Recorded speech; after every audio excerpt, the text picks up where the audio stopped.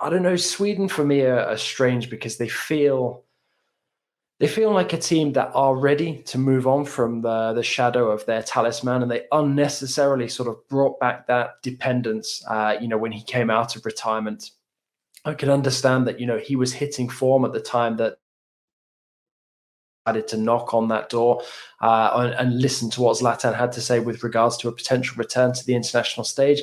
It's not really worked out that way. To see him coming on for the final 10 minutes here, it kind of begs the question, what really was the point in Zlatan, dusting off his boots and getting back on the horse internationally?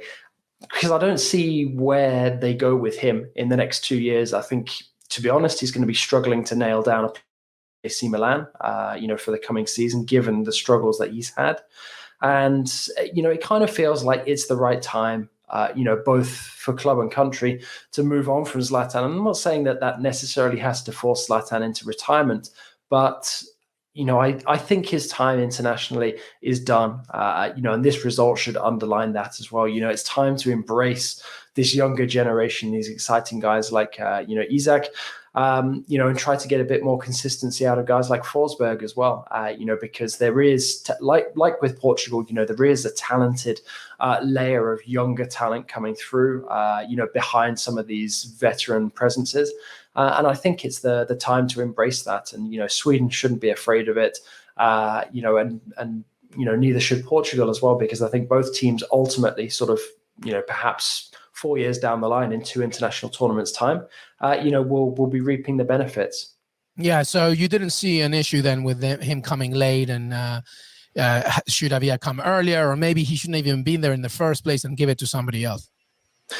Yeah, I think there is a strong argument for not even having him there in the first place, because one, he's suspended for the first game, and two, he's not really played that much with these guys over the last 10 couple minutes. of years. That's it. Yeah.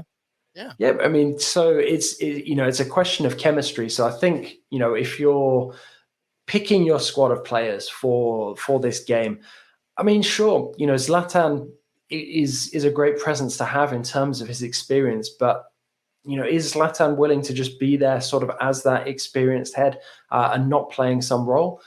Sure, he wanted greater involvement than the 10 minutes that he got. And I think if you're willing to give him 10 minutes, why not give him 20? Give him, half an hour, bring him on at the 60-minute mark. He's more likely to make an impact there than, 10 minutes from the end when you're already chasing 2 goals.